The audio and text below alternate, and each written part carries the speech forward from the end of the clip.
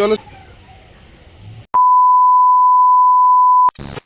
Hello everyone, তো তোমরা সবাই কেমন আছো? আশা করছি সবাই খুব খুব ভালো আছো আর আমিও বেশ ভালো আছি। তোমরা যদি আমার আগের ভিডিওটা দেখে থাকো তাহলে তোমরা জানবে যে আমরা রাঁচিতে ঘুরতে এসেছি। আর রাঁচিতে ঘুরতে এসে আমরা প্রথমেই যেখানে গেছিলাম সেটা হচ্ছে পাহাড়ি মন্দির। সেটার ভিডিও কিন্তু আমি অলরেডি ইউটিউবে পোস্ট করে দিয়েছি। তোমরা যদি না দেখে থাকো তাহলে অবশ্যই দেখে নিও। এরপরে আমরা এখন যাচ্ছি পাতরাতু ভ্যালি। আমি তোমাদেরকে প্রথমেই বলে দিই, এই পুরো ভিডিওটা কিন্তু একটা রোড ট্রিপ হতে চলেছে। কারণ পাতরাতু ভ্যালি যেতে গিয়ে আমরা এত সুন্দর সুন্দর জায়গা দেখেছি, রাস্তাঘাট আর প্রাকৃতিক দৃশ্যগুলো এত সুন্দর ছিল। তো সেগুলোই আমি এই ভিডিওতে তোমাদের সঙ্গে শেয়ার করব।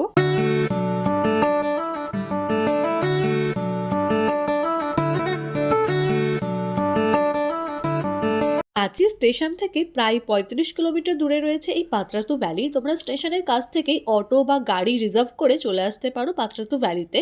আমাদের কাছে যেহেতু ওই দাদার বাইক ছিল, যার জন্য আমরা আর গাড়ি বুক করিনি, আমরা বাইকে করেই যাচ্ছি।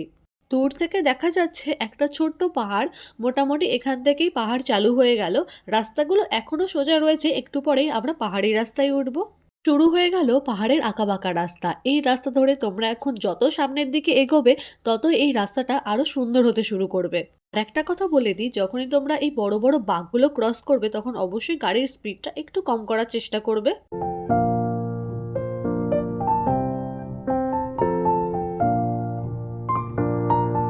প্রাকৃতিক সৌন্দর্যটা যে কি জিনিস সেটা তোমরা এখানটায় আসলেই বুঝতে পারবে। সামনে একবার জাস্ট দেখো কি সুন্দর একটা ভিউ দেখতে পাওয়া যাচ্ছে। আমরা যখন এই রাস্তা ধরে যাচ্ছিলাম ১০-২০ মিনিট বাদে বাদেই না এত সুন্দর সুন্দর ভিউ দেখতে পাওয়া যাচ্ছিল, মনে হচ্ছিল যেন গাড়িটাকে দাঁড় করিয়ে আমরা এখানটায় দাঁড়িয়ে পড়ি। উপরের বোর্ডে কিন্তু লেখা রয়েছে পাতরাতু ভ্যালি এখনো প্রায় ১৩ কিলোমিটার দূরে রয়েছে। তো রাস্তা যেহেতু ফাঁকা, যেতে হয়তো আমাদের আর ২০-২৫ মিনিট মতো সময় লাগবে। মাঝখান দিয়ে চলে গেছে পাকা রাস্তা আর রাস্তার দুপাশে রয়েছে বড় বড় গাছ। তোমরা কিন্তু পুরো রাস্তাটাই এইরকম ভিউ এনজয় করতে করতে যেতে পারবে। এই রাস্তা দিয়ে যেহেতু খুব একটা গাড়ি ঘোড়া চলে না, তো অনেকেই গাড়ি দাঁড় করিয়ে এরপরে রাস্তায় দাঁড়িয়ে ছবি তুলছে, যা দেখতে না বেশ ভালো লাগছে।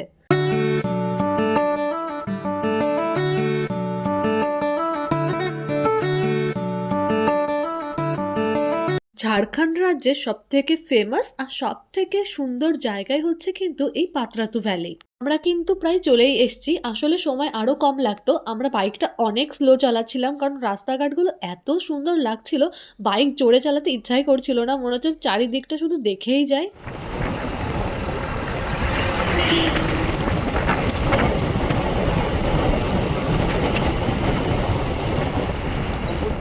ফাইনালি আমরা চলে এসেছি পাতরাতু ভ্যালিতে। আর চারিদিকটা দেখো, দেখতে কি সুন্দর লাগছে।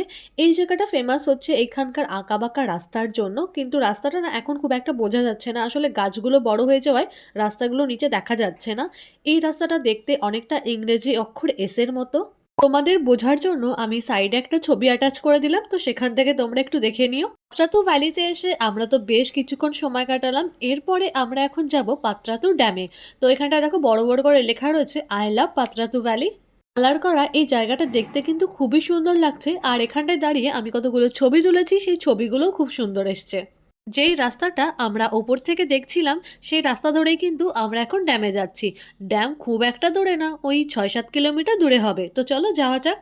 আমরা যখন রাঁচিতে গেছিলাম তখন খুব একটা গরম ছিল না।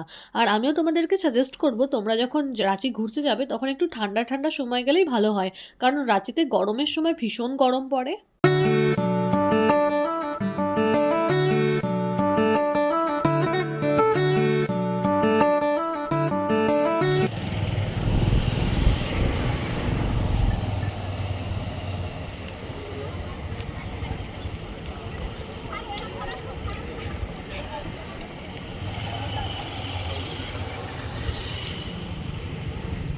চলে এসেছি আমরা পাতরাতু লেকে। ভিড় কিন্তু বেশ ভালোই রয়েছে। আর যত সম্ভব লেকটা হচ্ছে ভেতরের দিকে, আর ভেতরে একটা পার্কও রয়েছে, যার জন্য আমাদেরকে প্রথমে টিকিট কেটে নিতে হবে। তো চলো ভেতরে ঢোকা যাক আস্তে আস্তে। পুরো জায়গাটা অনেকটা বড় আর অনেক সুন্দর করে সাজানো গোছানো। টিকিট কাউন্টারটা যে কোন দিকে সেটা ঠিক বুঝতে পারছি না, যত সম্ভব সামনের দিকে রয়েছে। তো যার জন্য আস্তে আস্তে আমরা এখন সামনের দিকে এগোচ্ছি। সামনেই রয়েছে একটা জামা কাপড়ের শপ। এখানটায় তোমরা ঝাড়খণ্ডের ট্র্যাডিশনাল জামা কাপড় সবকিছুই কিন্তু পেয়ে যাবে। এই শপটার একদম পাশেই রয়েছে টিকিট কাউন্টার। তো চলো টিকিটটা কেটে নেওয়া যাক। আর টিকিটের কত কি প্রাইস সেটাও তোমাদেরকে একবার বলে দিই। এটা হচ্ছে টিকিট কাউন্টার। টিকিটের প্রাইস পড়বে এক একজনের 20 টাকা করে।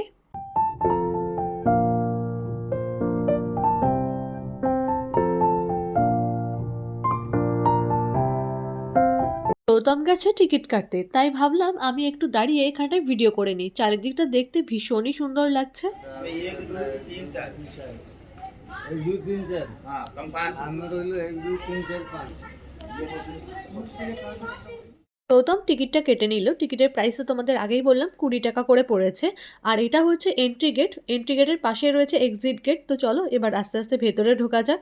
টিকিটটা দেখিয়ে আমরা চলে আসলাম ভেতরে। আর ভেতরটা ভীষণ সুন্দর করে সাজানো গোছানো। তো চলো তোমাদেরকে এবার পুরোটা ঘুরিয়ে দেখাই।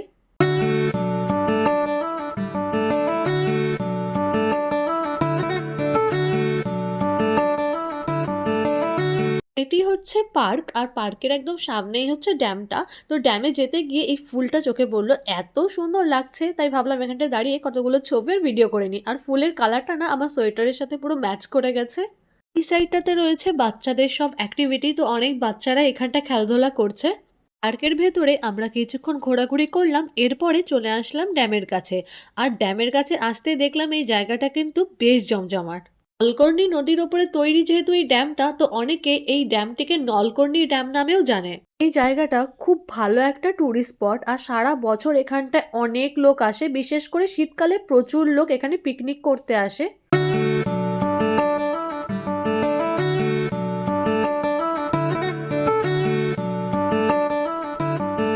এখানে বাচ্চাদের জন্য অনেক অ্যাক্টিভিটি আছে। এছাড়াও এখানে স্পিড বোর্ডেরও ব্যবস্থা আছে। তো স্পিড বোর্ডে চড়ার জন্য তোমাদের এরকম ছোট ছোট কাউন্টার পেয়ে যাবে, সেখানটায় টিকিট বিক্রি হচ্ছে।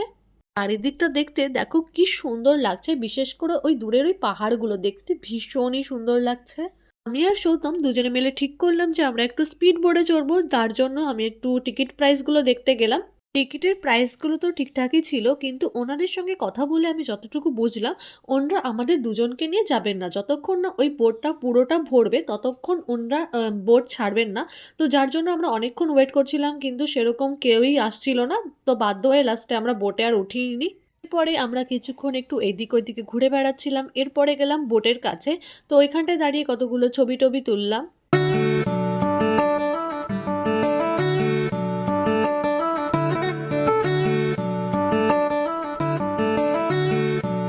ভাগ্যিস টিকিট কাটার আগে আমি ওনাদের সঙ্গে একটু কথা বলে নিয়েছিলাম, নইলে তো টিকিট কেটে আমাদেরকে দাঁড়িয়েই থাকতে হতো। তো অনেকেই দেখলাম স্পিড বোটে চড়ছিল, তো দেখতে তো বেশ ভালো লাগছিল।